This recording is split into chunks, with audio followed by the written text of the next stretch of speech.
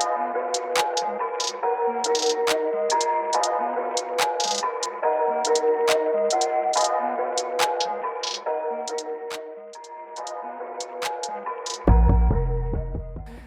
it going, guys? I am Connor from Running Warehouse, and we're back with another episode of the Running Warehouse Connection, our weekly show where we bring the running community together to talk about anything and everything running related. Now this week, we've got a track athlete, and not just any track athlete, one of the best middle distance runners in the world. She has a PR of 157 in the 800 meters and has a silver medal at the World Championships at Doha. We've got Raevyn Rogers. Raevyn, how are you doing today? Good, how are you? I'm doing awesome. You know, we've been asking, we got to get Raevyn on the show, and we finally made it happen. Now, you've been putting up some pretty impressive times recently, and you know, you're taking out some of the best runners in the world. Ran 157. I want to get into all of your fast times. I want to get into all your favorite running shoes. But before we get into that, let's take a step back. You didn't become a world-class runner overnight. How did you get started running? When did you start running competitively? So I started running when I was 5. And the story went that, so at the time I was playing T-ball, which is like, you know, a little baseball for kids. And I was playing T-ball, and in the like near sight, that's when I saw like these kids running around looking like they're having fun. And so then me and my mom, we went over there to check it out because it was on Saturdays. And so once I got started in that, I recall my mom telling the story, just like she wanted me to be in the 800 just because there weren't a lot of, you know, most people would rather just do sprints, you know, it's 100 meters, 200 meters, it's quick and over with. Not many people wanted to do, especially kids wanted to do the 800. And that's how I got into the 800. And then ever since then, I feel like I've developed endurance because I used to cry around the track, both laps. Anybody that knows me when I was younger, I used to cry around the track, both laps of the 800. So imagine like a 5-year-old just crying the whole way. That was, you know, that's kind of how I got started with track. All right, so you started off at a very early age, you progressed, then you got into high school. How quickly were you starting to see success once you got into high school? I actually had developed a pretty good resume when I was younger, prior to high school. When I was 13, I ran my PR that kind of put me on the map, so to say. And that's when I ran 206. And that from then on, it was just, you know, just completely going up from there. And then I actually went, there was this one junior Olympics where I won the 2, the 4, and the 8. So actually, you know, I built this resume prior to high school, and then I actually went to a private school in Houston for high school. And so I went to the Kincaid school, and that sort of helped kind of not have me running as much at a high intense competitive, you know, situation. So that kind of led me into high school. All right, so you ran well in high school. You got some opportunities come your way. You went to the University of Oregon. Now, anyone who knows running knows Oregon. You got Bill Bowerman. You've got, of course, Steve Prefontaine. A lot of history. You're in Tracktown, USA. What was it like competing at the University of Oregon? I remember, I have an aunt, and she loves Steve Prefontaine. She loves the movies. She's the one that was pushing for me to go to Oregon the most, and to just get away from Texas. And so prior to that, I can only recall just watching NCs on TV, and then watching Laura Raisler and Phyllis. Phyllis actually did summer track, so she had some records in the 800. So that was sort of my kind of knowledge prior to, of course, with the tradition and the history of Oregon. But prior to that, I came in, and I remember this summer that I ran, it was a World Juniors, and it was in Eugene. And I remember people kind of already knew who I was prior to me even being enrolled into Oregon. So at that moment, I was just like, people really know their track here. And it became more than just them knowing their track. It actually became more of a family type of community relationship that just like a running community at Oregon. Yeah, and when you look at other schools around the country, football is usually the big sport, and track and cross country is kind of a secondary sport. At Oregon, it's obviously the sport.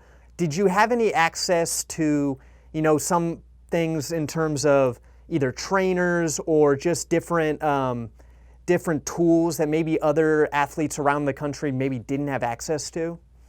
The resources at Oregon are by far way ahead of time. I feel as though they are kind of along with that scientific mindset that Nike has of constantly evolving. That's what Oregon consists of too.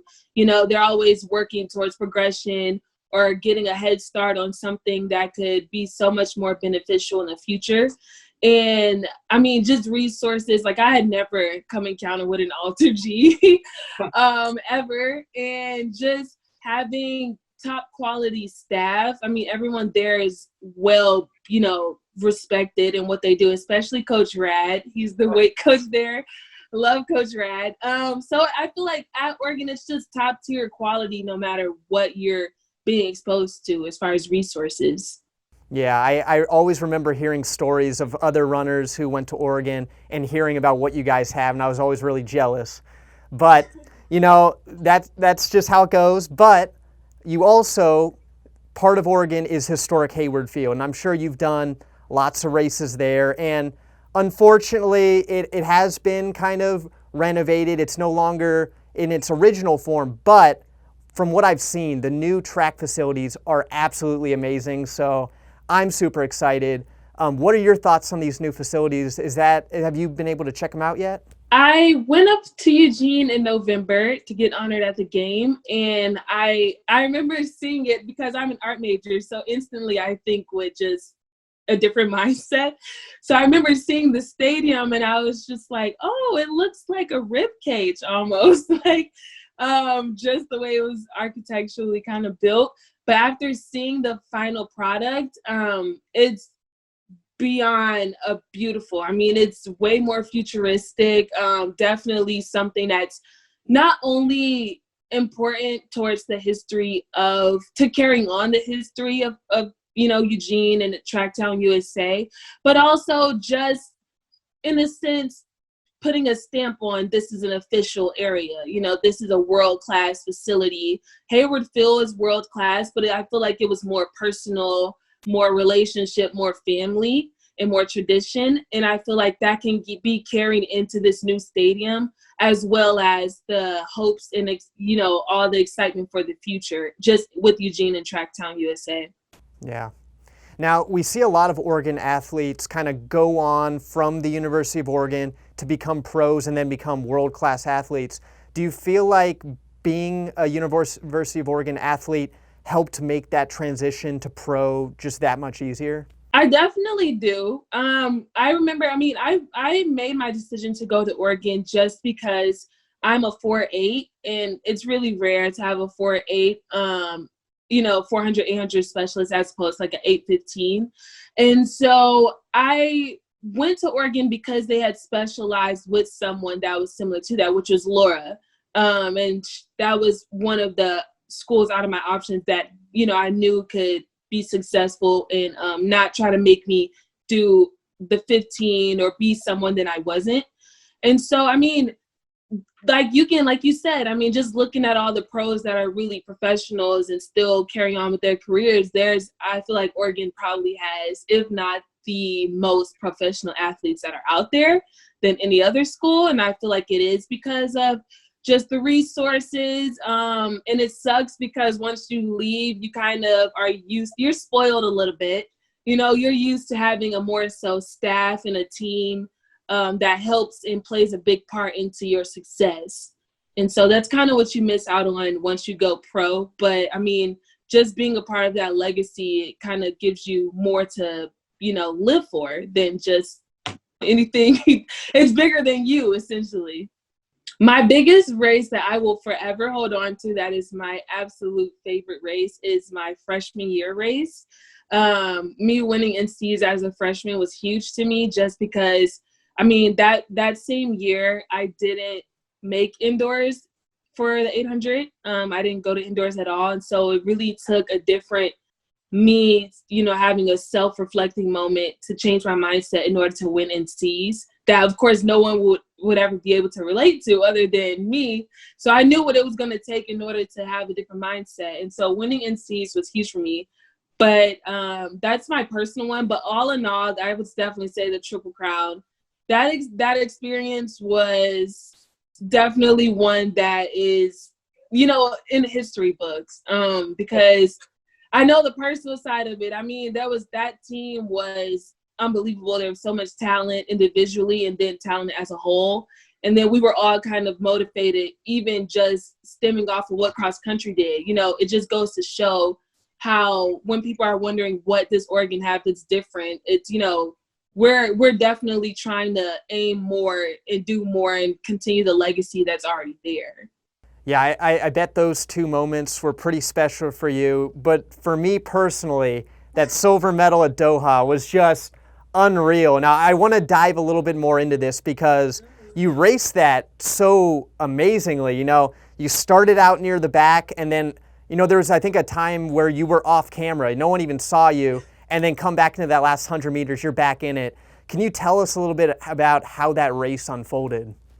I would say that whole World Championship experience was it was my second most calm race of the year. The first one being Diamond League final, and then this one being Doha. And so just going through the rounds, I was the most calm I've ever been in since I've raced ever. And I remember my coach at the time just telling me, I'm a very visual person, so race plans are important to me. And he was just kind of like, do what you want to do.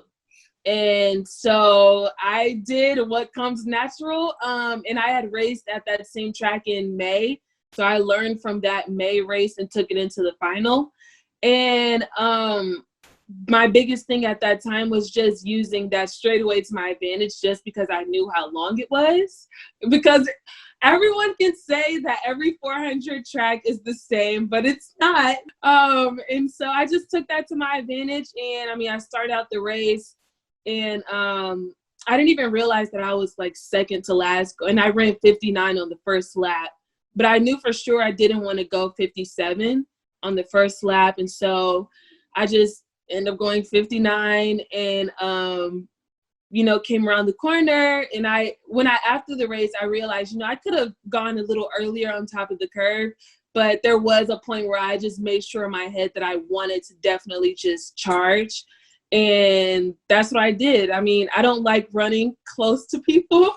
So I went out in lane 4 and I just wanted a straight shot and just to see how far I could get. And I ended up getting second.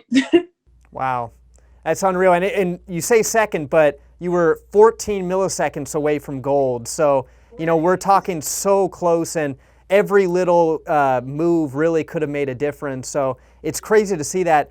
Now, that strategy you say, was that something that you kind of were just constantly changing throughout the race, or did you have a little bit of an idea beforehand that you were going to kind of play that strat? I just went back to what's natural. So for me to run that way, like I said, I've been running since I was 5. So I've ran a lot of 800s and I've tried a lot of different running styles, especially in college. So I knew at that time that that's the way that I kind of wanted to go about things. I just really I prayed about it, and then that's what the outcome was. If I could change anything, I feel like I still wouldn't change that race, just because I'm just a firm believer that everything happens for a reason. So I'm really content with how that race went, and it makes me that more excited to get ready for like Olympics. No, it definitely shows you're right up there with the best, and I think you're going to be a huge factor come Olympics. So I'm excited. Now, when we look at that race in particular, the last 100 meters was obviously probably the hardest part. But in general, I feel like people like to say the 800 meter is the hardest race in track and field. And there's a little bit of debate, but What would you say is the hardest part of an 800 meter? It's the last 200 because that's where the action happens. I mean, people pick up in the last 300, but the last 200 is when the elbows and everything is going, because essentially it's like, unless you're at that Doha track where the 100 meters is that long, how you position yourself going into the straight really matters. And so I would definitely say the last 200, and if not the last 200, then definitely the last 50, because that's also another place where a lot of action happens. I mean, people can get caught in the last 50, probably even less than that. So if not the 200, then definitely the last 50. And you talk about elbows. Now, the 800, I've seen some races, it can get pretty aggressive. How do you, in your head, go about, asserting your dominance, but at the same time, not falling, not getting tripped up, not getting involved with a lot of the kind of aggressiveness that goes into these races? Well, I feel like it's important depending on who's in the race, and then what's the goal for the race. Because essentially every 800 is different. But when you're talking about the races that are more physical, I usually don't like to get into a lot of physical, action, just because it makes you tired. And I learned that the hard way in college. So it makes you tired, getting all bumped up and roughed up, and it takes energy out of you. And so I try to stay away and play it smart, and not so being all in the mix, with all that. Yeah, and it seems like it worked, at least in Doha, because that last 100 meters, you went by everyone. You had all that energy. So, well, that was cool. I want to fast forward now because you've been living as a pro athlete now for a little bit. I'm sure it's kind of normal to you, but for people who maybe don't know what it takes to be a pro athlete, what does your daily life look like, and where are you living right now? So I'm currently living in Oregon. And so as a pro, I mean, you wake up and then you have practice in the mornings. And essentially you practice for about 2 hours. You warm up and you do, your drills and do the workout, then cool down.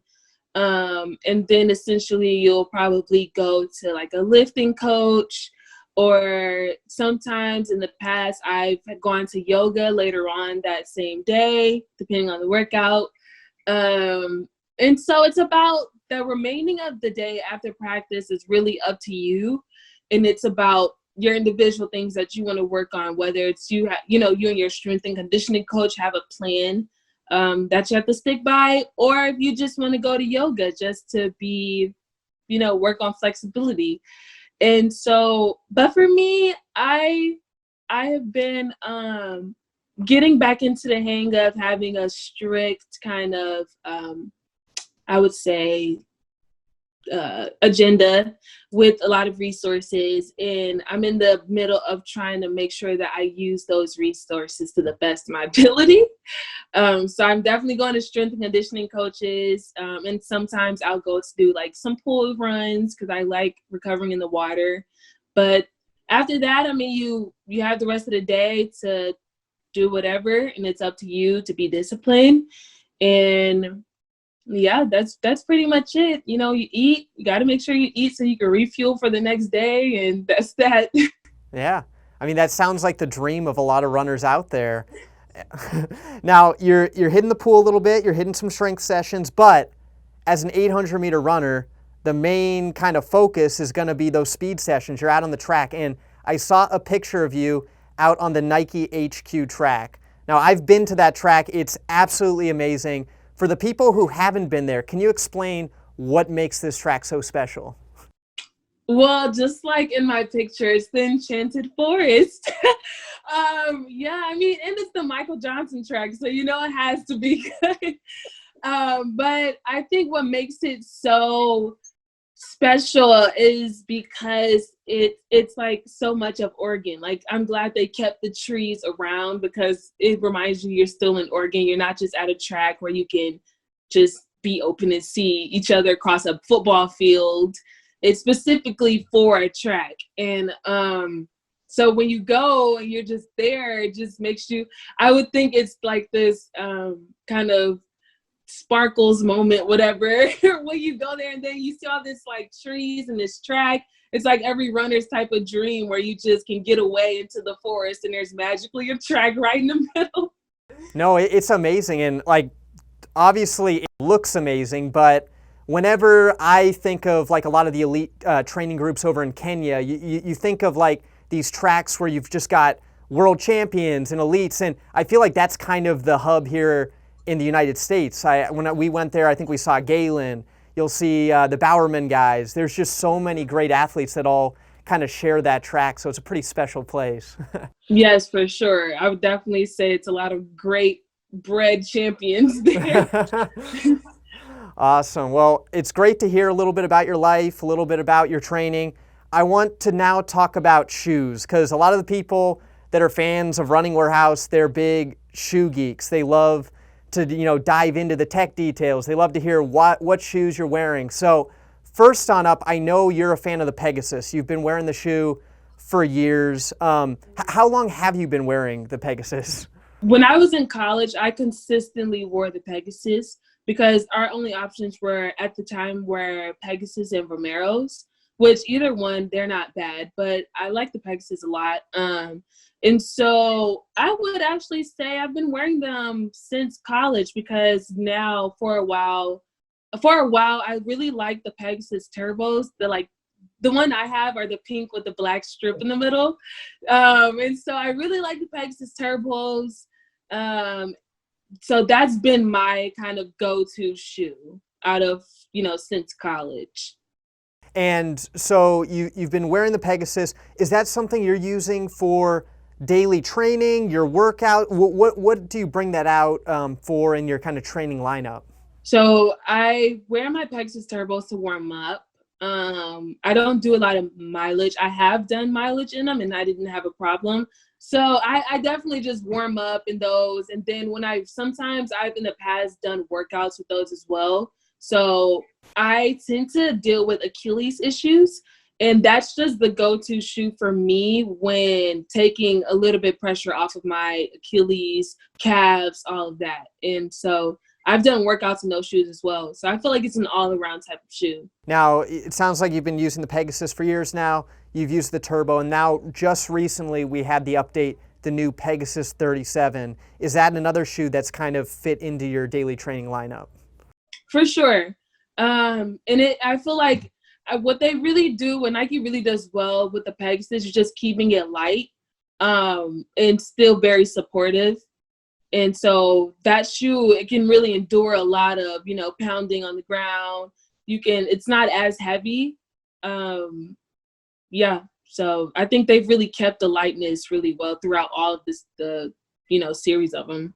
Yeah, I think the Pegasus series, it has been a shoe that's it's changed a little bit over the years, but recently I feel like they've really dialed it in. It is light, as you say.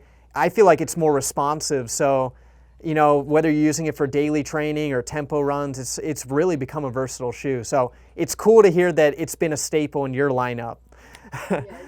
Well, another shoe you brought up, which is become a favorite of mine, is the Vaporfly. Is that a shoe that you've also started to use in your workouts? How do you use that shoe in your lineup? So in the past, I've used so are you saying the Vaporfly, the 4% or the? Yeah. I guess. Yeah. So there's the Vaporfly 4%, the Next percent, and then I guess the Alphafly coming out. Do you have experience with any of those? So I've done long runs in the 4% before, and those were fine. I think I more so prefer. I think they're called the Zoomfly SP. Yep. They may be yes, those are my shoes. Other than the Pegasus, before, I would do most of my runs in those shoes just because compared to the 4%, the Zoomfly SPs, they're more of a, the 4% have a squishier, foamier heel. And the Zoom SP, those have more of a harder heel that you can still endure, and they're angled a certain way so it pushes you on your feet a little bit more. So I would prefer that shoe over the 4%. That's what I've used for long runs in the past, just because I feel like it's responsive. It can endure a lot of running, and you can get a lot of use out of it before the foam starts squishing a little bit. Yeah. But the 4% I have run in, and it was okay.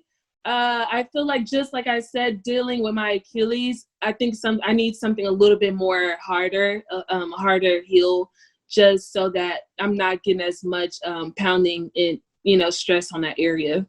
Definitely, yeah. I mean, that just kind of goes to show that every runner is different. And the Zoomfly SP that you talked about, it had a firmer Lunarlon foam in it, or I think it was Lunarlon, and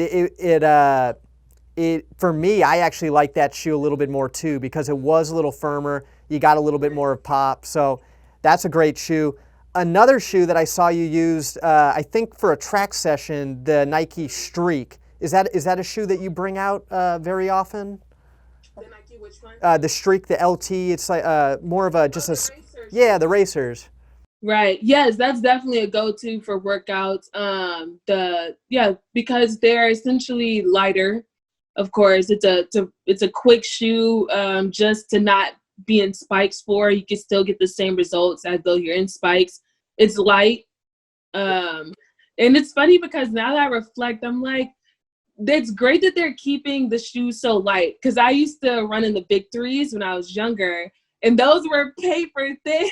And so the Racer, great shoe because the heel is also supportive enough to where you're not flat on your heels on the track and you're stressing your calves.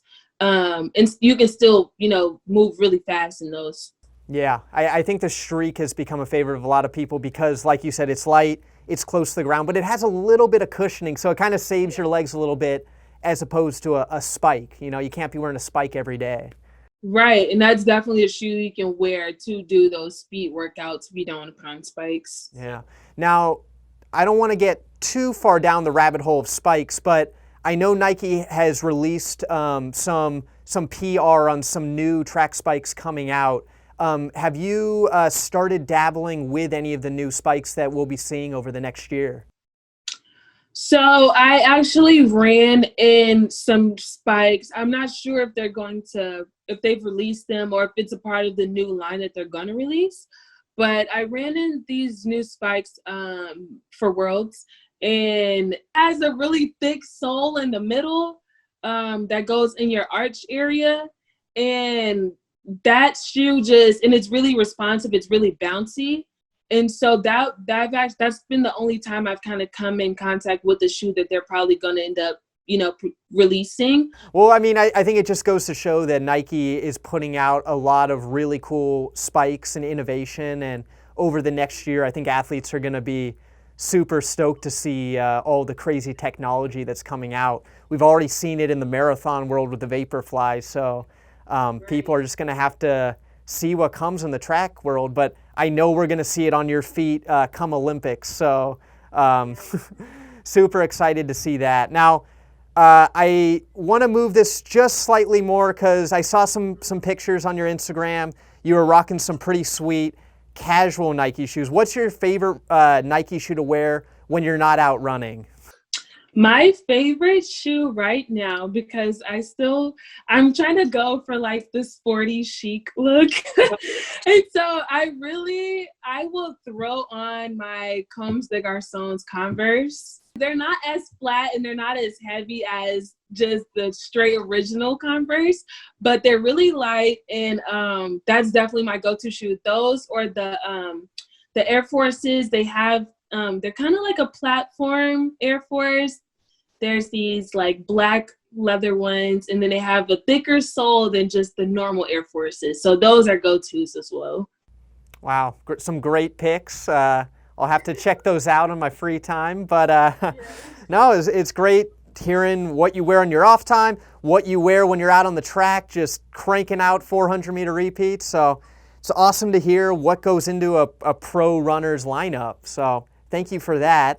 I'm going to fast forward again because that's all the questions I have. But we talked to the fans, and the fans sent questions out for Raevyn Rogers. So I'm gonna bring to you what we got. So question number one is, besides yourself, who do you credit to helping you get to where you are today? I mean, obviously for me, it'd be wrong for me not to say God. I'm a big faith person, and that's just something I've been brought up with, and that's kept me consistently on a platform to just go up and up and up. So my faith is really strong. But other than that, my family and my closest friends, just because, I mean, I'm blessed to have such a strong support system and a consistent support system. So my family and my closest friends have kind of helped me stay a little level-headed, and because it's not easy to do what I do. Essentially, when in track, if you're, as you know, it's a lot of life thrown at you, a lot of life lessons thrown at you at a young age, and so it's a lot of pressure that you kind of have to deal with, and you're professional, so you're treated as such. But me, I'm 23, and essentially I'm the average 23-year-old may not have to make these really intense decisions just based off of like contracts or, things like that, or taxes. Who wants to pay taxes? Like, but just, my family, they help me stay level-headed and just calm. Yeah. Okay, question number two. Do you remember the first race you ever won? Whew. I would say the first race that I remember that I won, that I really kind of cherished the most, was the race that I ran when I was 13, and I ran 2:06. Because that same meet, I actually ran 53. So it was me and my mom, just us two, and we went up to Ypsilanti, Michigan. And that was the first time that I got away from Houston and, just went out to reach a different height of competition. And that was the outcome. So I can only imagine my mom being like, where did this come from? But that meet was really special to me. Wow, that's like unreal times at 13 years old. I know. That's hard to even, yeah, if I was your mom, I'd be freaking out too. That's crazy. All right. The final question I have for you, and I can relate to this one a little bit as well, because this is something every high school runner deals with. It's they ask, I'm a high school runner and want to run in college. When did you start looking at different coaches and different schools when did you start looking at different college programs? So I believe you can start as a junior, I think. Maybe as a junior, maybe junior going into senior year. But prior to, it doesn't hurt to just take a visit with your family if you're doing a road trip or something. I remember there was a JO's in North Carolina, and I think we just went up to see the schools. We went to Duke in North Carolina. I think, it was at North Carolina A&T. So we went to those other schools. So it doesn't hurt to just go see these schools with your family and kind of, ask questions. Of course, you don't want to cross the line by, getting into all the things that you're not supposed to get into at NCAA. But I would definitely say if you're wanting to run in college, start checking out some schools that specialize in the event that you do.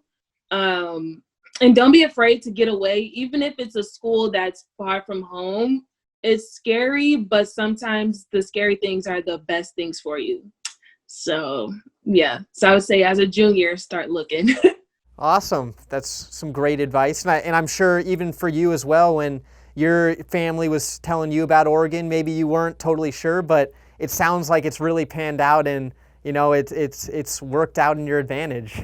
Well, awesome. That's all the questions I have for you. It was an honor to have you here. If people want to learn more about you, people want to follow you, people want to track your success leading up to the 2021 Olympics, where can they find you on social media?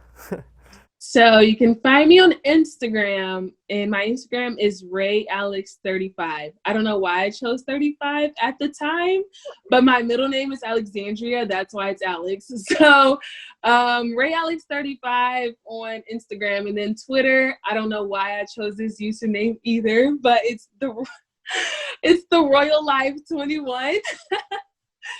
So you can find me on Twitter at the Royal Life 21, and then I also have an account on Facebook too. Perfect. Well, the fans, I don't think they're going to forget the Royal Life 21s.